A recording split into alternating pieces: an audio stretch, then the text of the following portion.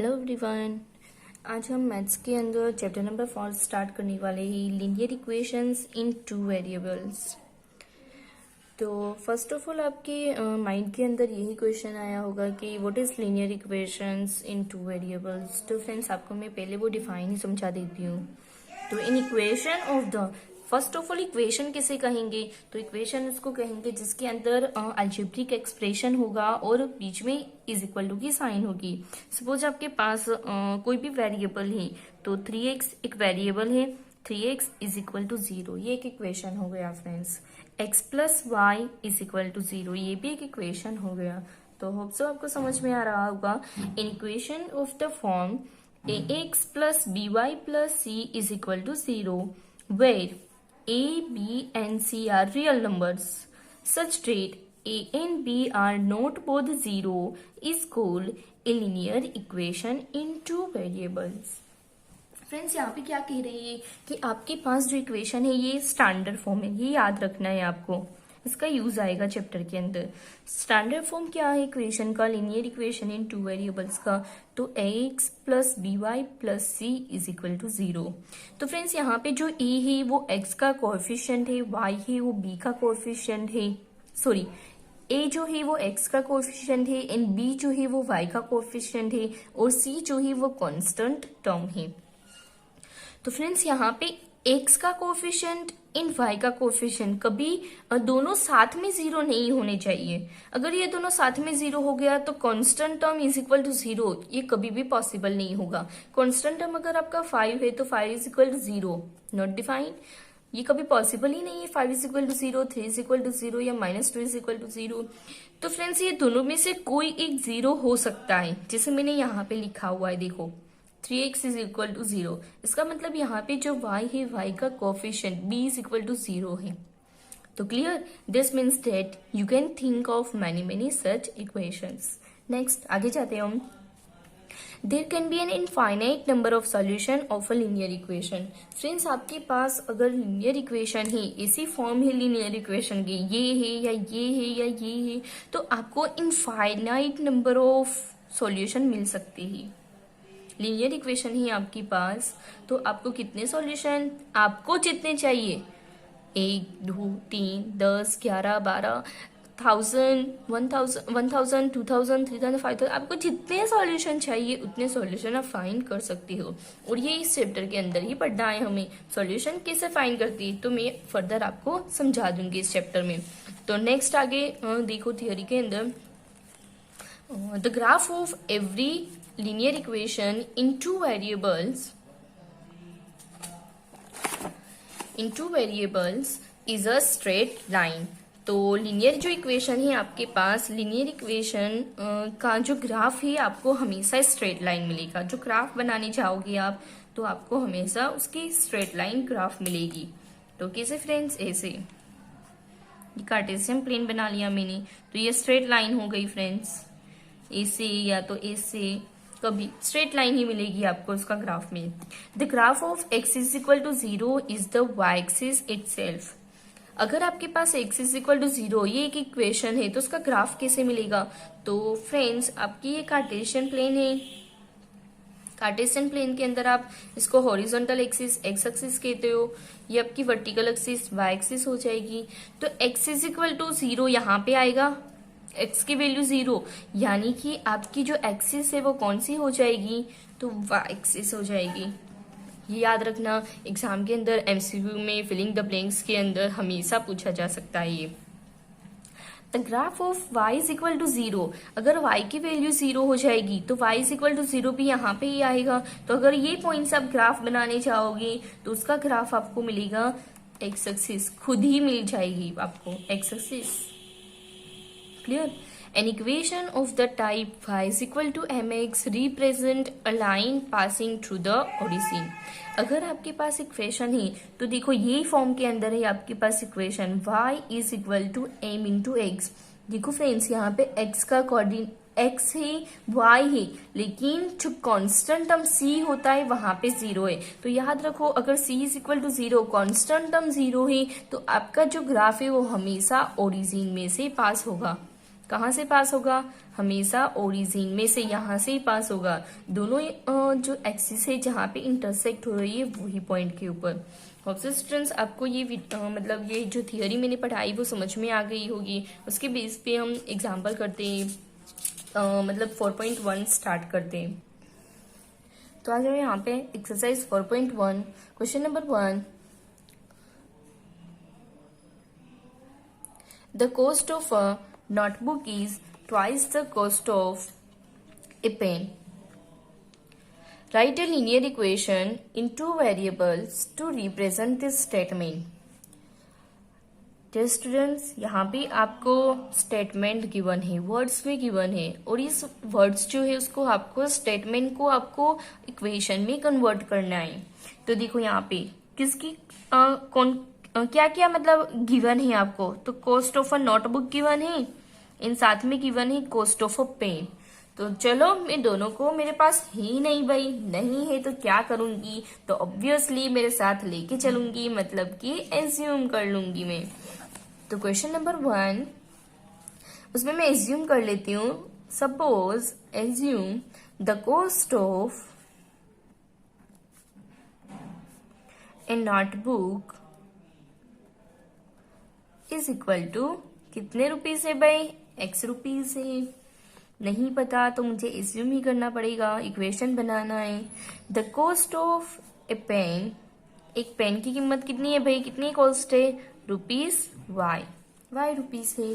तो आपको according to this conditions, आपको जो कंडीशन गिवन है, क्या गिवन है friends, cost of a notebook. तो लिख दो आप जो वर्ड्स गिवन है आपको, cost of a notebook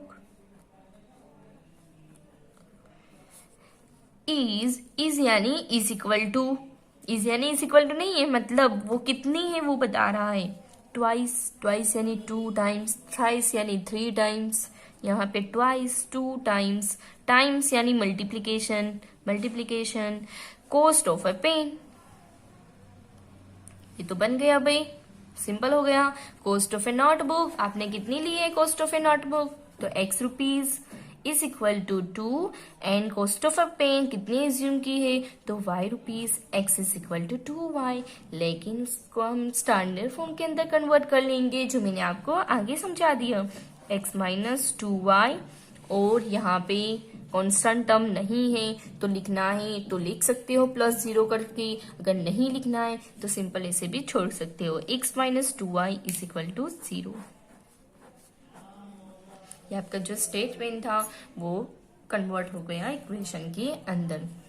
clear students? उसके बाद क्वेश्चन नंबर 2 देख रहे हैं हम। क्वेश्चन नंबर 2 बिल्कुल इजी है।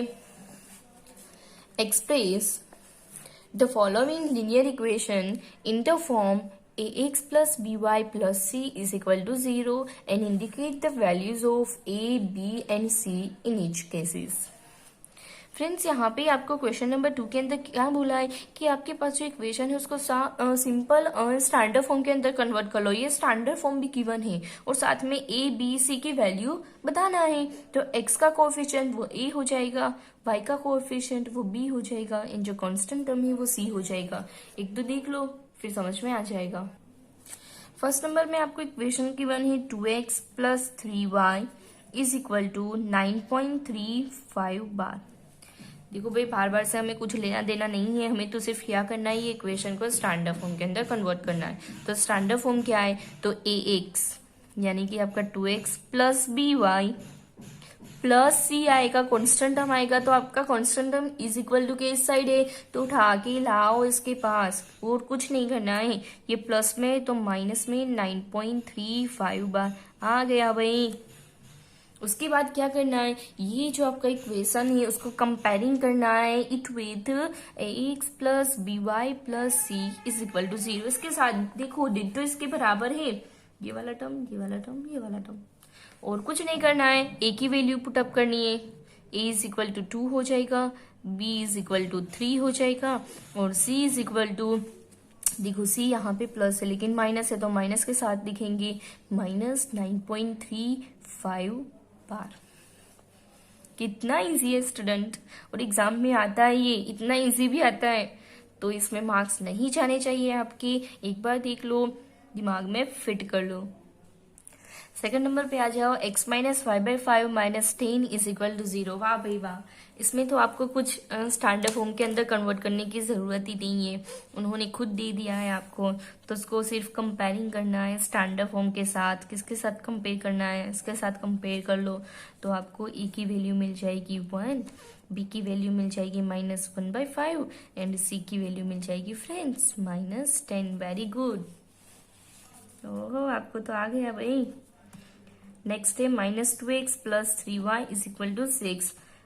आपको आता है तो मैं थोड़ा स्पीड में जा रही हूँ friends. 3y minus 6 is equal to 0। Is equal to किस साइड है तो उठा के इस साइड लाना पड़ेगा भाई, नहीं आ रहा है तो जबरदस्ती लेके है ना, पर लाना तो पड़ेगा ही।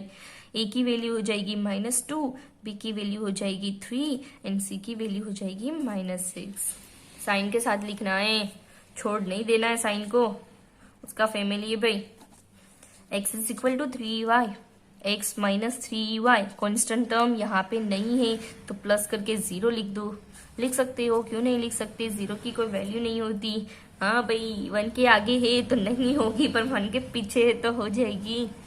तो यहाँ पे a की वैल्यू 1, b की वैल्यू -3 एंड कॉन्स्टेंट टर्म नहीं है तो लिख दो भाई, नॉट हो जाएगा, 0 हो जाएगा। Fifth number 2x is equal to -5y। 2x -5 इस साइड आएगा तो +5, साइन चेंज होगी भाई, कांस्टेंट टर्म नहीं है तो 0 लिख दो। Comparing it with standard form तो a की वैल्यू 2, b की वैल्यू 5 और c की वैल्यू हो जाएगी 0। Very good. उसके बाद आपको बोल रही हूँ, मैं खुद अपने आप को नहीं बोल रही हूँ, मैं आपको वेरी गुड बोल रही हूँ। मुझे पता है मैं ये जो कर रही हूँ वो आप साथ में कर रही हो और साथ में जो क्वेश्चन पूछ रही हूँ मैं आप उसका आंसर दे रही हो, इसलिए मैं आपको वेरी गुड बोल रही हूँ।